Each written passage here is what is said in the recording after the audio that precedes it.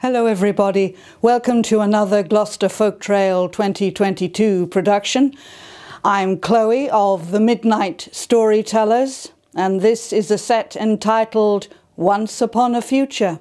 And the other thing I need to say before we start is I want to say how grateful I am to Danny and Jojo and Gareth for making it possible for me to pre-record this, because my health is a mess, and if I stood up in front of you for an hour I might keel over in the middle, and nobody wants to see that. Now, the other thing that I'd like to tell you about the way I work is that these stories are not learned by heart. So I will be telling you stories based on and inspired by traditional folk tales, but I don't script them. So some of this I literally will be making it up as we go along. And I'm going to start with a relatively local story. This is a story about Old Joe. And Old Joe had a very small farm right at the edge of the Cotswolds. It wasn't even that long ago.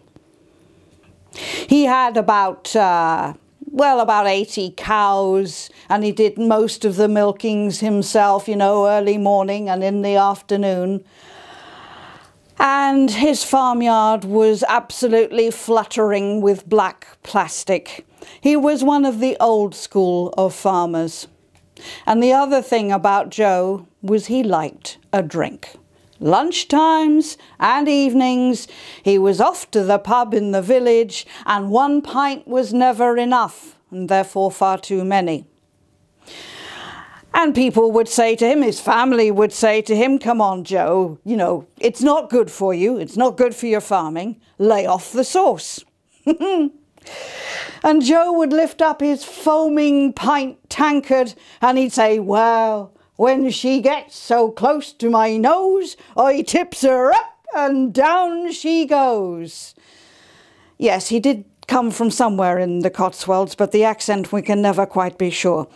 And down the pints went, day after week after month. And you can imagine that when it came to Christmas, Joe partied hard.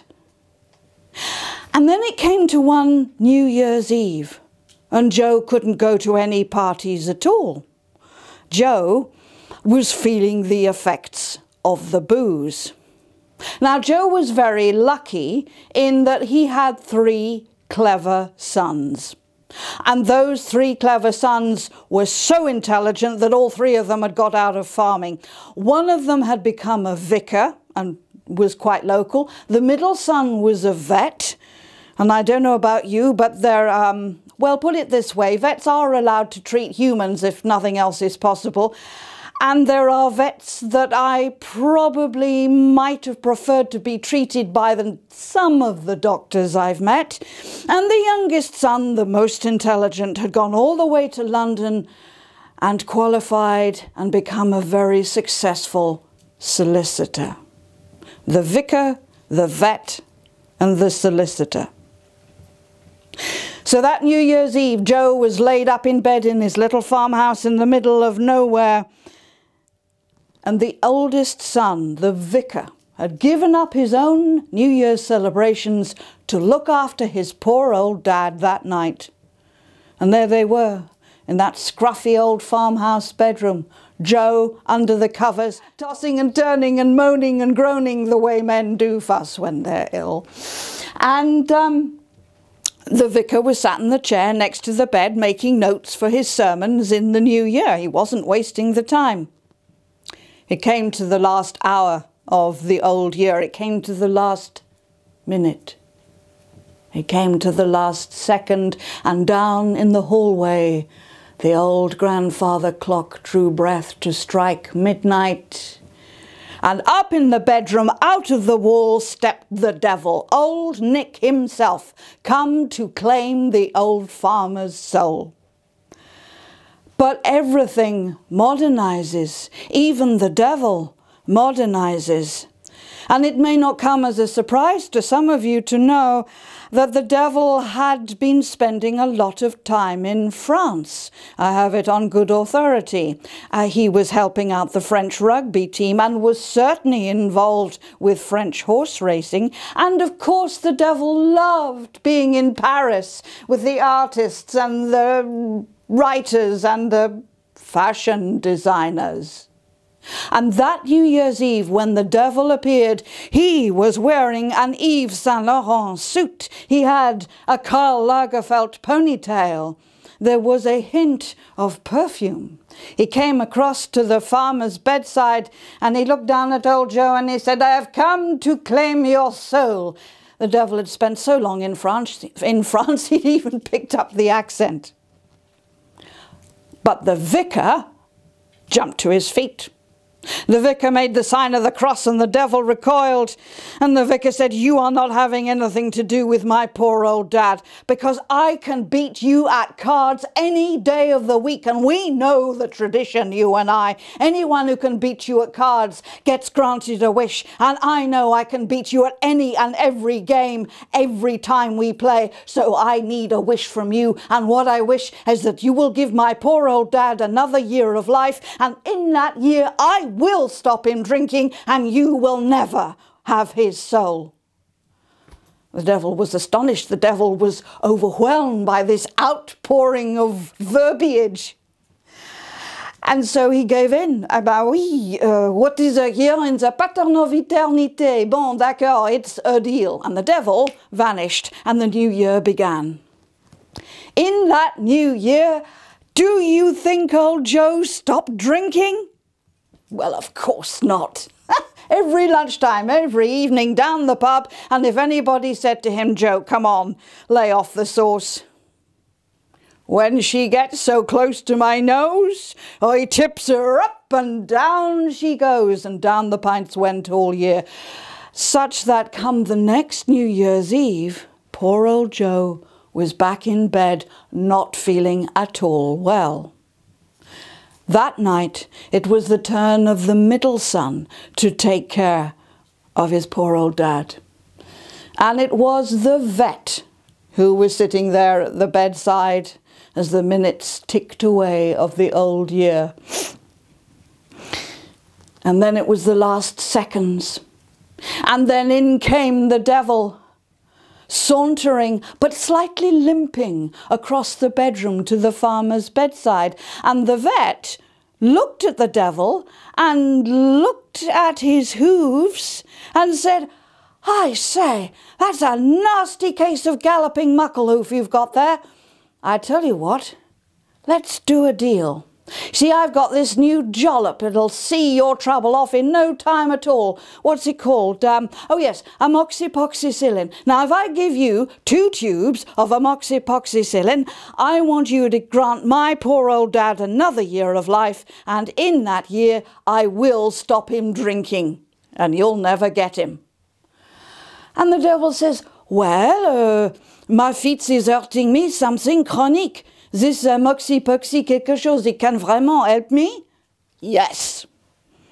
"Eh ben, alors, what is a year in the pattern of eternité? Bon, d'accord, it's a deal." And off went the devil, and the new year began. Do you think old Joe stopped drinking? Of course not. And you know what he said when people tried to dissuade him? He lifted up his pint tankard and those old blue eyes sparkled. And he said, "Well, when she gets so close to my nose, I tips her up and down she goes." And down the pints went all year. That third New Year's Eve. It was a dark and stormy night. And you know what happens in the Cotswolds when we get a proper storm? That's right, we get a power cut. And the electricity had gone off hours before. And that night, in that little isolated farmhouse in the middle of nowhere, it was the turn of the youngest son to take care of old Joe. And there stood the youngest son at the window, gazing out at the storm. The youngest son the solicitor in his smart London overcoat, looking out at the lightning across the sky. And on the windowsill in front of him, a little stub of candle flickered and guttered in an old cracked saucer there on the windowsill. And it came to the last hour of the old year, and old Joe was tossing and turning and moaning and groaning in his bed. It came to the last minute. And that little stub of candle was throwing huge, dark, wavering shadows all around the bedroom walls. And as the clock drew breath in the hallway to strike midnight, out of the shadows in the bedroom stepped the devil. But that was the year that the devil's fashions had been influenced by Vivienne Westwood. So he turned up wearing a red leather basque laced up tight. He had eye makeup and he had bangles, and there was definitely perfume, and he was wearing trousers that were laced up tight in places, and trousers that had, frankly, holes in them where you wouldn't normally like to see holes, torn by the cat or not. And the devil sauntered across to the farmer's bedside and looked down and said, "I have come to claim your soul, and this time there shall be no pissing about." The solicitor, uninterrupted by the cat, turned from the window, and from his overcoat pocket he drew out a long brown legal envelope and took out a document, which he unfolded and showed to the devil. "This contract consigns my father's soul to you in perpetuity, no codicils, no messing about. And my father signed it, he's made his mark, and I'm sure after we have both signed it, as gentlemen, professional gentlemen, we can agree between us that the poor old fella doesn't need to live any longer than it would take for the candle to burn out." Now, old Nick is no fool. He bent down and he peered closely at that stub of candle with its little golden flame in the saucer. "Well, there is not very much left. It should not last very long." And the storm was howling at the window and the rain battering against the glass. "You know," said the devil, "this is acceptable. Bon, d'accord, it's a deal." And no sooner had the devil said those words than the solicitor reached out and pinched out the candle flame. And the devil had to leave without Joe's soul, because that flame would never, ever burn out. And ever since that time, contrary to what anyone might expect, the devil has loathed and detested solicitors.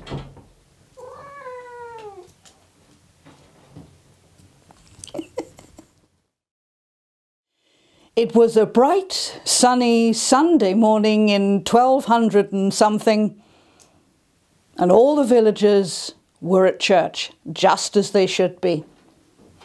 And just as they were nodding off in the sermon, clang! Something enormous slammed into the church tower. There were bits of stone and plaster and candles falling all over the place. Somebody screamed. Everybody rushed outside. They turned and they looked up at the church tower and gaped in astonishment to see a gigantic ship's anchor embedded in the side of the tower. There was a rope tied to that ship's anchor, and the rope led up into the sky. And everybody looked up, and the rope led up to a gleaming silver, well, they could only think of it as a ship. And as they gazed up at the silver sky ship, two figures appeared at the side of the vessel and peered down and turned to each other and were very clearly having a stand-up blazing row. You could see it from the body language even if you couldn't hear what they were saying. They were not happy. They were pointing at each other and they were pointing at the rope and they were pointing at the church. And then one of them stepped up onto the edge, some kind of balustrade rail going around the edge of the ship, and then stepped off into the air and floated. And the other figure pointed down, and with something that looked very like a sort of a sigh and an angry shrug, the first figure, wearing a silvery sort of a wraparound suit of some kind, began to float down towards the ground. But as he or she did so, they began to convulse. And as they got nearer the ground, it was very clear that that person was struggling to breathe in the air of our world. And eventually they landed and crumpled into a heap on the ground, and the villagers were ready to rush forward. And at this point I have to pause the story because there are many different versions. In Kent and in East Anglia, they say the vicar couldn't stop them. They say the vicar could not hold them back, and they rushed forward and beat this extraordinary stranger to death.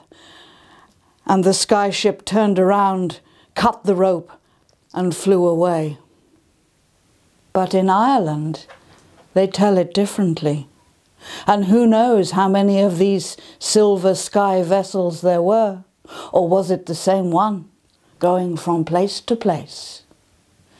In Ireland, they say that when that person floated down to the ground and collapsed, as the villagers went to rush forward, the priest there stopped them and said, "No, don't go near him. Don't touch him. If you touch him, you'll hurt him." How did the priest know? I don't know. But in Ireland, they say that the skyship person got back to his or her feet, and another rope came down, and the skyship person was hauled back up to the shining vessel. And then indeed, the other rope that led to the anchor embedded in the church tower was cut, and the skyship, with just a little hum of sound, spun around in the air and flew off into the brightness of the morning. And there they say that with a great deal of trouble, the gigantic anchor was got out and brought down from the church tower and taken to the village blacksmith, who somehow managed to melt down that skyship metal and turn it into horse brasses. And I should not have liked to have been riding or driving the horse that had those pieces of sky metal on its harness.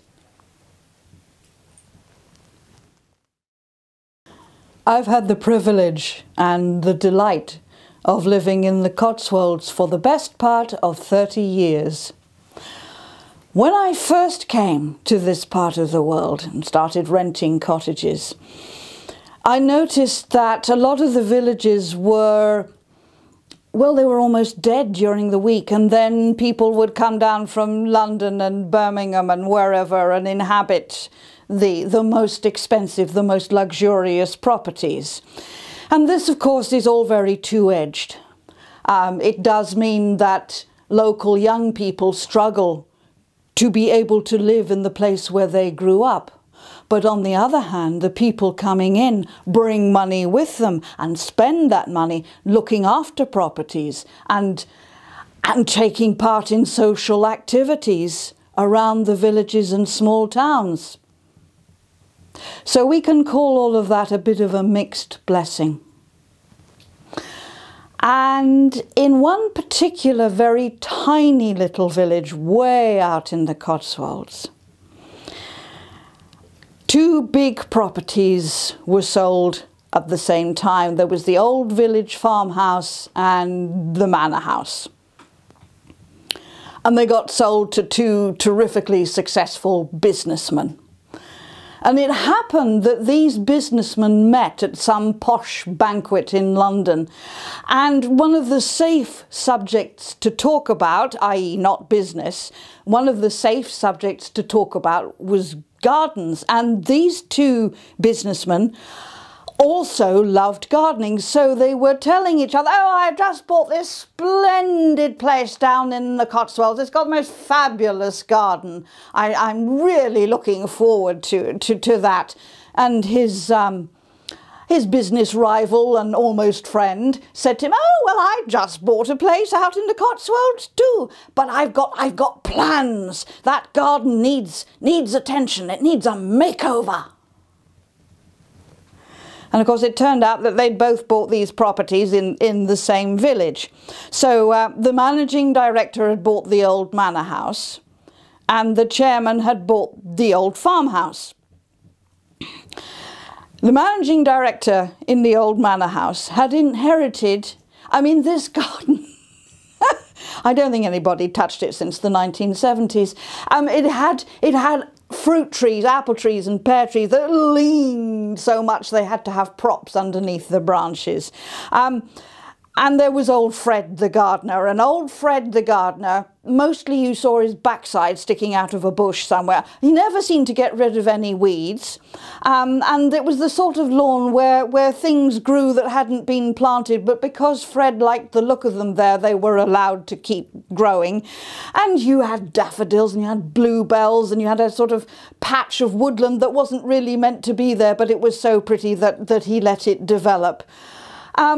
And there were bits of lawn dug up by badgers looking for grubs, and there were bits of lawn dug up by foxes, and every morning you walked out there was the stink of fox. And it was all a bit ramshackle, but it was full of life and colour and scent. Across the other side of the tiny village green, the old farmhouse was not much different, but the chairman had been to the Royal Horticultural Society Chelsea Flower Show, and he had got himself some big ideas inspired by the gold medal award-winning garden designers. And he went and hired one of them and brought them down to the Cotswolds and gave them an enormous budget to do whatever they felt ought to be done to the huge garden with the lake of the old village farmhouse. And the work took some time. Meanwhile, the 2 businessmen met occasionally. And one of them would say to the other, oh, well, you must come and visit us. You know, we must have a barbecue and some drinkies in the summer when we're both down here with the children. And of course, you know how that translates, don't you? It means, don't you ever dare darken my doorway. And in the Easter holidays, the wives with their pearls and their tweed jackets and their immaculately clean welly boots, they would meet leading their children on ponies with perfectly clean lead ropes and immaculate tack. And they'd go, oh, hello, darling, how lovely to see you. Mwah, mwah. Yes, they wouldn't have, well, they couldn't cope with mud, that was for sure. And then the work at the old farmhouse was completed. And that summer the chairman decided that he really did have to make an effort to take part in local events. So He decided to open his garden on one of those National Garden Scheme's open days to raise money for charity, and all the local people in the villages, they love this because it's a wonderful chance to go into everybody's gardens, including the big posh ones, and have a jolly good snoop around and hope that the house owners have forgotten to draw the curtains so you can peer inside and have a really good look around at how the other half lives. On the appointed Sunday afternoon, the gates were opened and everybody flocked in, and they were amazed because where there had been a little hedge maze, now there was decking and there was fancy garden lighting and there were extraordinary exotic plants. And this was one of these designers that had an absolute obsession with balls. You know, the faience blue and white ceramic balls and shiny steel balls and Cotswold stone balls, and everywhere you looked around the terraces and the little areas that had been made, everything everywhere was just a load of balls, to be honest. And the managing director came across the village green with his wife and walked in between the magnificent new Cotswold stone gateposts with, guess what, on the top? Balls. And he walked up the drive and he saw where they'd ripped out the crocus lawn and dug up the beech hedge. And he looked around and he went absolute, the colour drained from his face. And he looked at the exotic plants, and he looked at the extraordinary layouts, and he turned on his heel and he stormed back across the village green to his own manor house garden. And there was Fred fiddling around with some rose bush, and the managing director went up to him and he said, "Have you seen the new garden in the old farmhouse? It's extraordinary, it's wonderful, it's exotic, it's perfect. Why couldn't you have made me a garden like that? This one here, this is so old-fashioned, it's no good at all. Fred, you're fired." And Fred straightened up and gave his ex-employer a long, slow Cotswold look, and he left. That evening, after a couple of big gin and tonics, the managing director calmed down and telephoned Fred. He said, "Fred, I apologise. I am so sorry for the way I spoke to you. I don't know what got into me, but I'd had a terrible shock. Fred, I want you to come back and go on working for me if you can forgive me. And you see, that garden in the old farmhouse, what they've done to that, to me, that garden is perfect. It is the absolutely perfect garden. Fred, I don't care what it costs, but I would like you to make me a garden like that here. Can you do it? Will you do it?" And Fred said, "Well, sir, I suppose I could. It'll cost a lot of money." "That's all right, Fred. You can have whatever it takes." "All right, sir, but it's going to take a year, and I can't let you nor the family come in the garden till I'm done." "All right, just as you say." And so, for the managing director and his family, that year crawled past pretty slowly because they weren't allowed in their own garden. But it came to the following spring, and Fred phoned up the managing director and said, "Right, sir, next weekend, you and the missus and the kids, you can come down. It's all ready." And of course, that drive down from London on a Friday night, you don't get to the Cotswolds till way gone after dark. And so it was first thing next morning that the managing director jumped out of bed and put on his fancy dressing gown and his big furry slippers, and he came downstairs and he opened up the French windows into a bright spring morning, and he stepped out onto a Cotswold stone terrace, a gleaming, bright yellow new Cotswold stone. It almost hurt the eye to look at it. And he looked out down the lawn that had no weeds, no holes, no rabbit diggings, no fox diggings, no badger diggings. And he looked down perfect borders, and there were a few spring flowers, and everything was in perfect rows and in perfect alignment, and there wasn't a green fly, there wasn't a caterpillar, there wasn't a hole in a leaf, and the whole place was silent. And the managing director looked around. At the end of the terrace there was Fred with a roll-up. And the managing director turned to him and he said, "Fred, you've done exactly as I asked, and there's the fancy plants, and there's all the balls and the beautiful layout, and I hate it. Why don't I like this? What's happened?"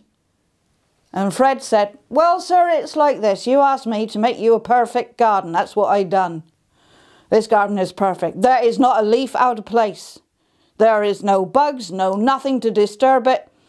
It is perfect and sterile and lifeless." Oh, Fred, I've been a bloody fool, haven't I? Yes, sir, that you have. Right, Fred, I don't care what it costs. I want you to put it back just as it was. I want the old apple trees. I want everything that was there before. Yes, sir, I'd be delighted, but it'll take till next spring, and you can't come in the garden till I'm done. And so the work happened all over again. And next spring, Fred phoned the managing director. "Right, sir, next weekend, you and the family, you'll be welcome to come down." And it was that next Saturday spring morning, with the skies blue and the birds singing, that the managing director, in slightly scruffier slippers, opened the French windows and stepped out onto that yet rather weary bit of lawn. And he looked around, and there were rabbits scampering off into the hedge, and he could see where the slugs had been already. And there were crocuses, and there were daffodils and bluebells where they probably shouldn't have been, but they looked wonderful around the leaning old fruit trees. Goodness knows how Fred had got them back, but there they were, propped up as they'd always been. And everything was alive and scented. It was that time of year where you could smell the green pushing up through the warming earth, and the air. There were insects, and there was bird song, and there was life. The managing director breathed it all in, and he looked round to where Fred was waiting. Yes, that's it. This garden, just as it is, this garden is perfect.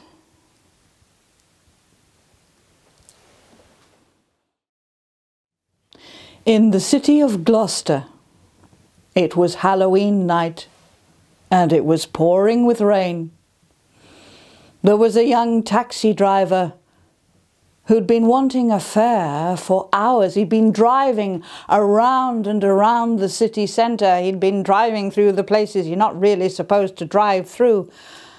And he'd been expecting lots of people to be out partying Halloween night, but because of the rain, there were hardly any people out and about at all.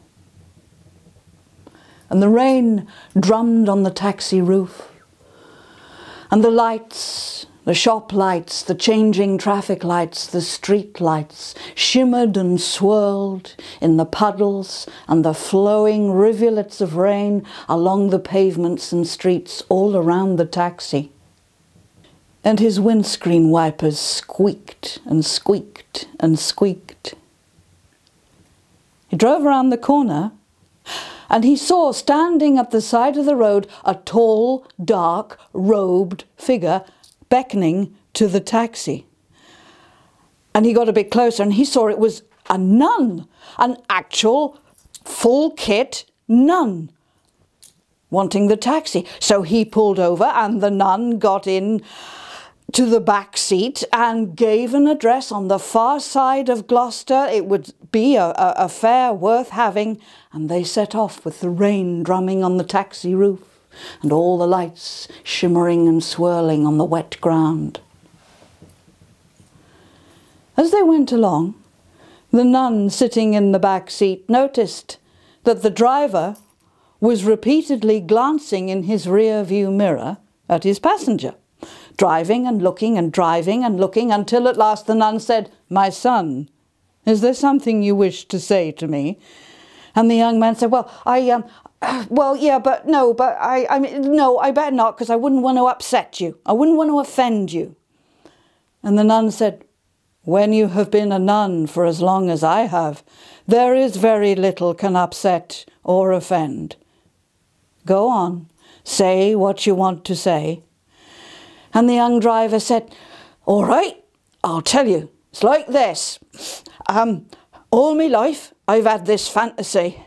All my life I've wanted to kiss a nun." Oh, there you are. You see, I shouldn't have said it. No, it's all right. I just wasn't expecting that. But it might even be possible. Now, you would have to be a good churchgoer and you would have to be single if you want your kiss. Well, yes, to both of them. Very well. I will let you have your kiss. But one kiss only, and no tongues. So the taxi driver pulled the vehicle over to the side of the road and they both got out. And because of the rain, they had to run into a doorway and there was a clinch. And that clinch lasted. And then it was over.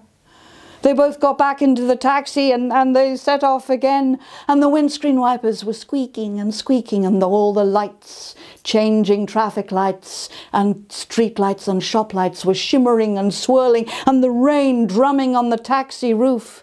And once again the young man was repeatedly glancing in his rear view mirror at the passenger. They were getting close to the address that the nun had given. The nun said, "My son, I did tell you you could have only the one kiss." And the taxi driver said, "Oh, yeah, it was amazing, but I'm feeling bad now because I ain't been straight with you. It's, look, I never goes to church. Well, Christmas and, harvest. And I'm married with 3 kids. Oh. The taxi pulled up at the address the nun had given. The nun handed over the fare and leaned forward and said, "Well, as you have been so honest with me, it is time for me to tell you the truth. 2 things you need to know. One is I'm going to a fancy dress party. And secondly, my name is Kevin." Thank you. Goodbye. Thank you so much for watching. I have been Chloe of the Midnight Storytellers, and you can find more of my stories on my own YouTube channel, which is Midnight Storytellers UK. And of course I have a website, midnightstorytellers.co.uk. I have absolutely loved being part of Gloucester Folk Trail 2022, and I am so grateful to Danny and Jojo and Gareth for making it really easy for me to take part. Have fun, everybody. See you soon.